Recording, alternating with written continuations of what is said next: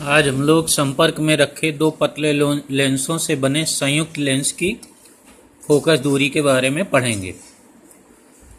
तो यहाँ पर ले लेते हैं, माना दो पतले लेंस L1 व L2 जिनकी फोकस दूरियां क्रमशः f1 व f2 हैं, संपर्क में रखे हैं। इनकी मुख्य अक्ष एक ही है। मुख्य अक्ष पर बिंदु नुमा वस्तु O रखी है।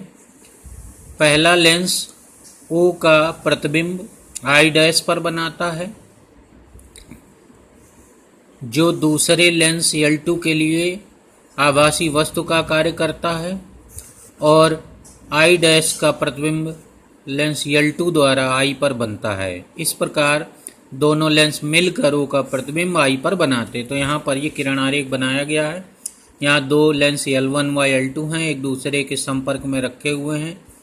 इनकी मुख्य अक्ष पर एक बिंदुनुमा वस्तु O है। O से चलने वाली प्रकाश किरणें जब पहले लेंस से गुजरती हैं तो थोड़ा सा पास की ओर झुक जाती हैं। यदि लेंस L2 नहीं होता तो ये किरणें I' पर, यहाँ पर I' पर मिलती, तो L1 द्वारा O का प्रतिबिंब I' पर बनता। इस प्रकार L1 द्वारा बना प्रतिबिंब I' दूसरे लेंस L2 के लिए वस्तु का कार्य करता है, और वस्तु जब L2 से प्रकाश किरणें निकलती तो और मुख्य अक्ष की ओर झुक जाती हैं। इस प्रकार I' का प्रतिबिंब I पर बनता है, तो O का प्रतिबिंब I पर बन जाता है। अब हम लोग लेंस L1 से वस्तु की दूरी O ले लें, तो इससे बने प्रतिबिंब I' की दूरी V' ले लेंगे। अब ये जो लेंस L2 है, इससे प्रतिबिंब की दूरी V ले लेंगे, और इस लेंस L2 से जो इस वस्तु की दूरी होगी जो कि पहले लेंस का प्रतिबिंब था, उसकी दूरी को हम V' ही मान लेंगे, क्योंकि लेंस बहुत पतले हैं। तो अब पहले लेंस के लिए 1/f1 बराबर हो जाएगा 1/V' माइनस 1/u, समीकरण 1। और दूसरे लेंस के लिए हो जाएगा 1/f2 बराबर 1/v माइनस 1/v', क्योंकि इसमें V' की जगह हम लोग वो वस्तु की दूरी की जगह पर हम लोग V' लिखेंगे। अब एक और दो को जोड़ देंगे तो ये 1/V' कट जाएंगे, तो आ जाएगा 1/f1 प्लस 1/f2 बराबर 1/v माइनस 1/u। इसको समीकरण 3 दे दें। अब ये यदि इनसे निर्मित संयुक्त लेंस, अगर इन दोनों लेंसों को संयुक्त रूप से रखने पर एक नया लेंस बन जाए जिसकी फोकस दूरी हम कैपिटल F कहें, तो संयुक्त लेंस की फोकस दूरी कैपिटल F कही जाएगी। तो उसके लिए फार्मूला हो जाएगा 1/F बराबर 1/v माइनस 1/u। वो जो दोनों से संयुक्त लेंस बनेगा वो इस वस्तु का प्रतिबिंब O का I पर बनाएगा, तो उसके लिए भी फार्मूला है। अब अगर हम इसको चौथा समीकरण देंगे, 3 और चौथे समीकरण की तुलना कर दें, तो 1/F बराबर आ जाएगा 1/f1 प्लस 1/f2। अर्थात संयुक्त लेंस की जो फोकस दूरी होगी वो उन लेंसों की फोकस दूरी, संयुक्त लेंस की फोकस दूरी का जो व्युत्क्रम होगा उन लेंसों की फोकस दूरी के व्युत्क्रम के योग के बराबर होगा। तो ये दो लेंस हैं, तो दो फोकस दूरियों की बात हुई है 1/f1 प्लस 1/f2। यदि हम इसी तरह संपर्क में और लेंस रख दें तो उन सारे लेंसों से जो संयुक्त लेंस बनेगा उसका फोकस दूरी का फार्मूला हम इस तरह भी लगा सकते हैं, 1/f बराबर 1/f1 plus 1/f2 plus 1/f3 plus dot dot dot.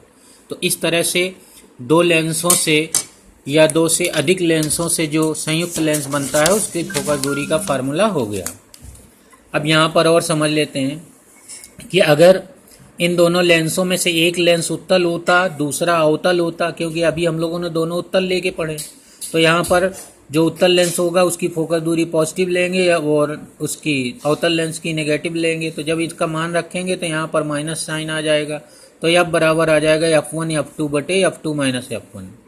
अब यहाँ पर ये समझ लीजिए थोड़ा सा कि F2 अगर अवतल लेंस की फोकस दूरी ज़्यादा है तो यहाँ पर चूँकि ये इसमें जब हम मान रखेंगे तो इसमें चिन्ह इस्तेमाल नहीं करें। अगर ये मान ज़्यादा है, फोकस दूरी ज़्यादा है, तो ये पॉजिटिव आएगा F, तो संयुक्त लेंस की फोकस दूरी पॉजिटिव आएगी, यानी वो उत्तल की तरह कार्य करेगा, अर्थात उसी लेंस की तरह कार्य करेगा जिसकी फोकस दूरी कम रहेगी होगी। तो F1 कम थी, तो ये जो संयुक्त लेंस है वो कम फोकस दूरी यानी उत्तल लेंस की तरह कार्य करेगा। अब उल्टा अगर F2 कम हो जाए तो यहाँ ऋण चिन्ह आ जाएगा, तो यहाँ ऋण हो जाएगा, तो वो अवतल लेंस की तरह कार्य करेगा। तो जिसकी फोकस दूरी युग्म में से जिस लेंस की फोकस दूरी कम होती है उसी लेंस की तरह संयुक्त लेंस व्यवहार करता है। अब अगर दोनों लेंस अवतल होते तो दोनों नेगेटिव हो जाती हैं F1 व F2, तो F1 में F2 नेगेटिव रख के यहाँ पर माइनस चिन्ह आ जाता है, तो F1 F2 अपान F1, तो संयुक्त लेंस वो अवतल का ही कार्य करता। अब संयुक्त क्षमता समझते हैं, संयुक्त लेंस की क्षमता।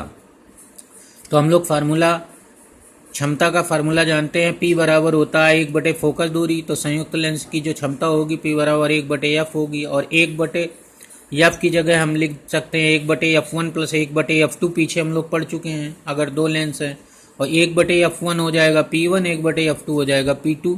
तो इस प्रकार संयुक्त लेंस की क्षमता हो जाएगी P बराबर P1 प्लस P2 सीधे सीधे। अब अगर हम इसमें से एक उत्तल लेंस लेते हैं और एक अवतल, तो P1 पॉजिटिव रहेगा और P2 नेगेटिव रहेगा। दोनों अगर हम अवतल लेते हैं तो नेगेटिव ही रहेंगे, तो उसकी क्षमता नेगेटिव आएगी। इस तरह से ये ध्यान रखना है। तो इसमें स्पष्ट है कि जिसकी जो संपर्क में रखे दो लेंसों में से जिसकी क्षमता अधिक होगी, संयुक्त लेंस की क्षमता उसी प्रकृति की होगी, अर्थात उसी की तरह संयुक्त लेंस कार्य करेगा।